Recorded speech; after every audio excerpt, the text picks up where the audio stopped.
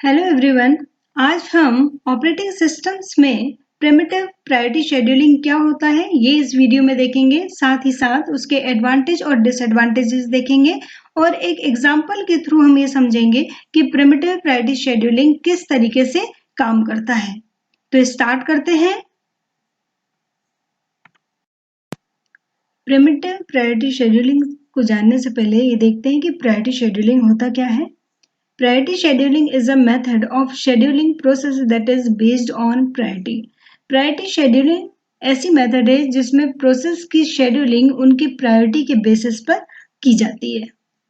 The processes with higher priority should be carried out first, whereas jobs with equal priorities are carried out on a round robin or FCFS basis. Priority depends upon memory requirements, time requirements, etc.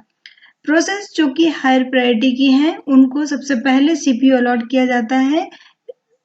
अगर ready queue में एक ही जैसी priority की दो process available हैं जो कि wait कर रहे हैं सीपीयू के लिए का एग्जीक्यूशन के लिए, तो उस केस में उन पर राउंड रॉबिन या फिर first come first serve algorithm apply की जाती है और शेड्यूलिंग के बेसिस पर उनको सीपीयू अलॉट किया जाता है। किसी भी प्रोसेस की प्रायोरिटी उसकी मेमोरी रिक्वायरमेंट, टाइम रिक्वायरमेंट आदि पर डिपेंड करती है। There are two types of priority scheduling. दो तरह की प्रायोरिटी शेड्यूलिंग होती है। एक होती है प्रिमिटिव प्रायोरिटी शेड्यूलिंग और एक होती है नॉन प्रिमिटिव प्रायोरिटी शेड्यूलिंग।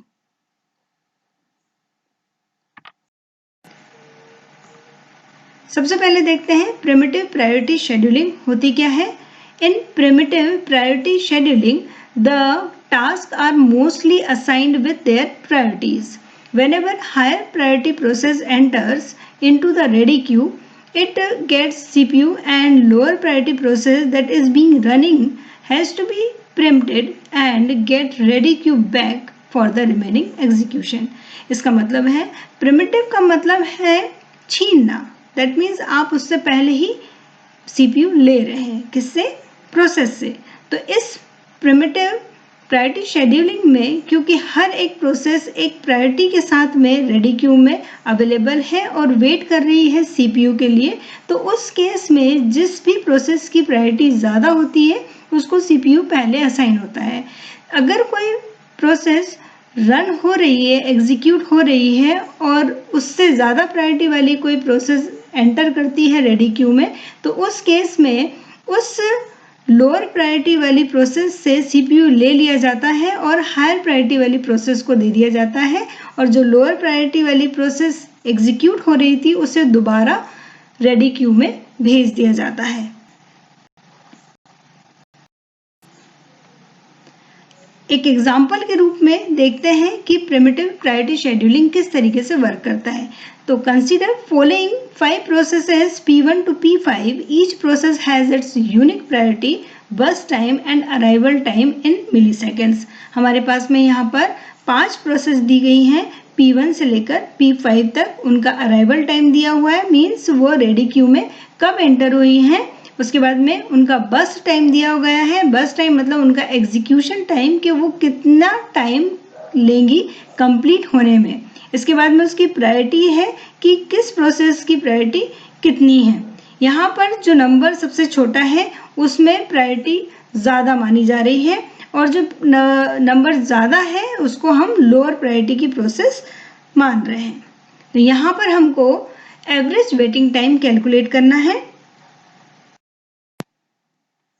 जैसा कि हम देख सकते हैं ये हमारे पास में डेटा अवेलेबल है। Process P1, P2, P3, P4 और P5 हमारे पास में 5 प्रोसेस हैं जिनका अराइवल टाइम दिया हुआ है, बस टाइम दिया हुआ है और उनकी प्रायोरिटी दी हुई है। तो इस डेटा के आधार पर हम एक गैंट चार्ट तैयार करते हैं। गैंट चार्ट कुछ इस प्रकार से रहेगा कि 0 मिलीसेकंड्स पर प्रोसेस P1 अराइव हुई है तो उसे सीपीयू अलॉट हो जाएगा। क्योंकि रेडी क्यू में इस टाइम पर कोई दूसरी प्रोसेस नहीं आई है इसलिए इसकी प्रायोरिटी किसी से भी कंपेयर नहीं होगी। 1 मिलीसेकंड पर प्रोसेस P2 भी अराइव हुई है जैसे कि हम टेबल में देख सकते हैं। तो इस केस में प्रोसेस P1 और P2 दो प्रोसेस रेडी क्यू में अवेलेबल हैं। तो यहाँ पर इनकी प्रायोरिटी चेक होगी।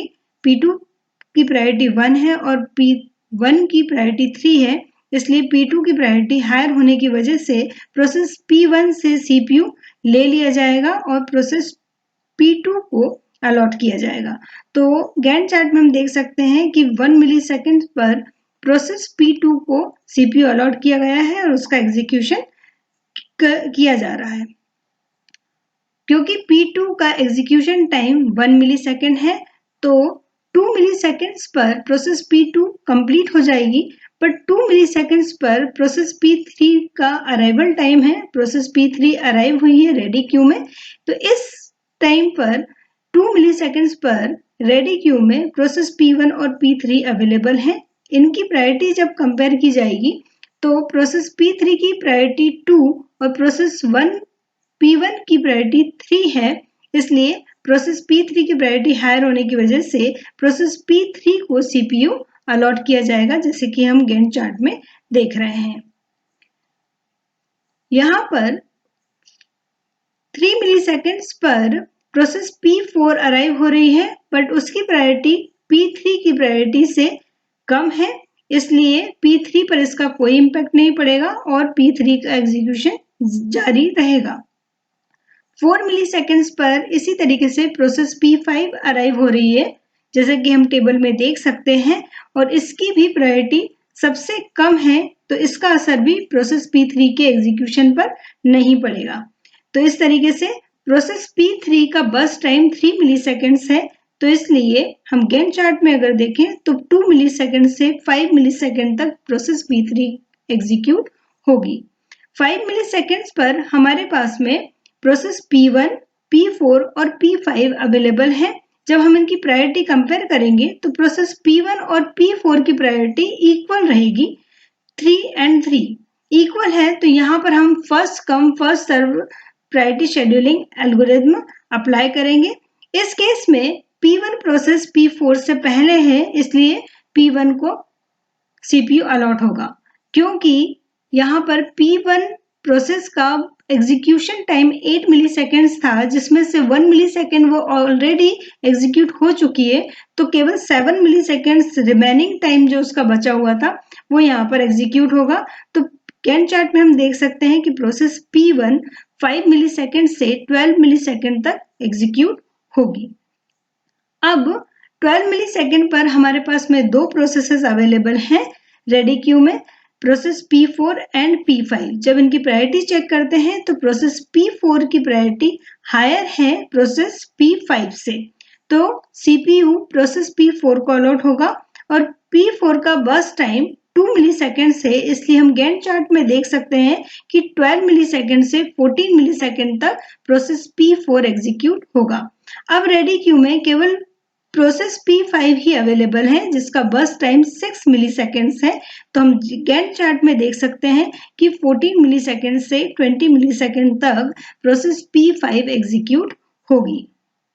इस गैंट चार्ट के आधार पर हम एवरेज वेटिंग टाइम कैलकुलेट करेंगे। इसके लिए सबसे पहले हम प्रोसेस P1 का वेटिंग टाइम कैलकुलेट करेंगे। प्रोसेस P1 0 मिलीसेकंड्स पर अराइव हुई थी और 0 मिलीसेकंड्स पर ही उसे CPU दिया गया, बट क्योंकि प्रिम्प्ट कर दिया गया था बीच में, जब प्रोसेस P2 और P3 एग्जीक्यूट हो रही थी, तो उतने समय में, जैसा कि हम गैंट चार्ट में देख सकते हैं कि 1 मिलीसेकंड से 5 मिलीसेकंड तक P1 प्रोसेस को वेट करना पड़ा था, तो यहाँ पर P1 का waiting time 5 - 1 that is 4 milliseconds होगा। इसी तरीके से प्रोसेस P2 के लिए जब वेटिंग टाइम हम देखते हैं तो प्रोसेस P2 1 मिलीसेकंड्स पर रेडी क्यू में अराइव हुई थी और 1 मिलीसेकंड्स पर ही उसको CPU अलॉट कर दिया गया था, तो उसे कोई भी वेट नहीं करना पड़ा, इसलिए इसका वेटिंग टाइम 0 मिलीसेकंड्स रहेगा। अब प्रोसेस P3 के लिए यहाँ पर हम देखते हैं कि टेबल में प्रोसेस P3 का अराइवल टाइम 2 है, मींस 2 मिलीसेकंड पर P3 प्रोसेस रेडी क्यू में अराइव हुई थी और P3 प्रोसेस को 2 मिलीसेकंड्स पर ही CPU अलॉट कर दिया गया था, तो इस तरीके से इसका वेटिंग टाइम 0 मिलीसेकंड रहा है। नाउ हम प्रोसेस P4 के लिए वेटिंग टाइम कैलकुलेट करते हैं। प्रोसेस P4 को गैंट चार्ट में हम देख सकते हैं कि 12 मिलीसेकंड्स पर CPU अलॉट हुआ और प्रोसेस P4 टेबल में अगर हम देखें तो 3 मिली सेकेंड्स पर अराइव हुई थी। तो इस तरीके से 12 minus 3 that is 9 milliseconds P4 process के लिए वेटिंग टाइम रहेगा। इसी प्रकार से प्रोसेस P5 गैंट चार्ट में देखिए तो 14 मिली सेकेंड पर P5 प्रोसेस को CPU अलॉट हुआ और प्रोसेस P5 4 मिली सेकेंड्स पर अराइव हुई थी। तो यहाँ पर 14 minus 4 that is equal to 10 millisecond process P5 के लिए वेटिंग टाइम रहेगा। इन सभी प्रोसेसेस के वेटिंग टाइम को ऐड करके, क्योंकि हमारे पास में 5 प्रोसेसेस हैं, तो हम डिवाइड करेंगे 5 से, which is equal to 23/5 is equal to 4.6 millisecond. तो इसका average waiting time process P1, P2, P3, P4 और P5 का 4.6 मिली सेकेंड्स होगा। अब हम एडवांटेजेस देखते हैं प्रायोरिटी शेड्यूलिंग के। Easy to use scheduling method, ये बहुत ही इजी शेड्यूलिंग मेथड है। Processes are executed on the basis of priority, so higher priority does not need to wait for long, which saves time. Processes priority के basis पर execute होती हैं, तो जो हायर प्रायोरिटी की प्रोसेसेस हैं उनको हमेशा CPU पहले मिलता है, इसलिए उनको बहुत लंबे समय तक के लिए वेट नहीं करना पड़ता है, जिससे कि टाइम की बचत होती है। Suitable for applications with fluctuating time and resource requirement, ऐसी एप्लीकेशन जिसमें टाइम फ्लक्चुएट होता है और रिसोर्स रिक्वायरमेंट्स होती हैं, उसके लिए प्रायोरिटी शेड्यूलिंग एक बेहतर ऑप्शंस की तरह काम करती है। अब हम डिसएडवांटेजेस देखते हैं प्रायोरिटी शेड्यूलिंग के। If the system eventually crashes, all low priority processes get lost. अगर सिस्टम क्रैश हो जाता है तो जितनी भी लो प्रायोरिटी की प्रोसेस हैं जो कि वेट कर रही हैं CPU के लिए, वो सभी लॉस्ट हो जाती हैं। If high priority process take lots of CPU time, then the lower priority processes may starve and will be postponed for an infinite time.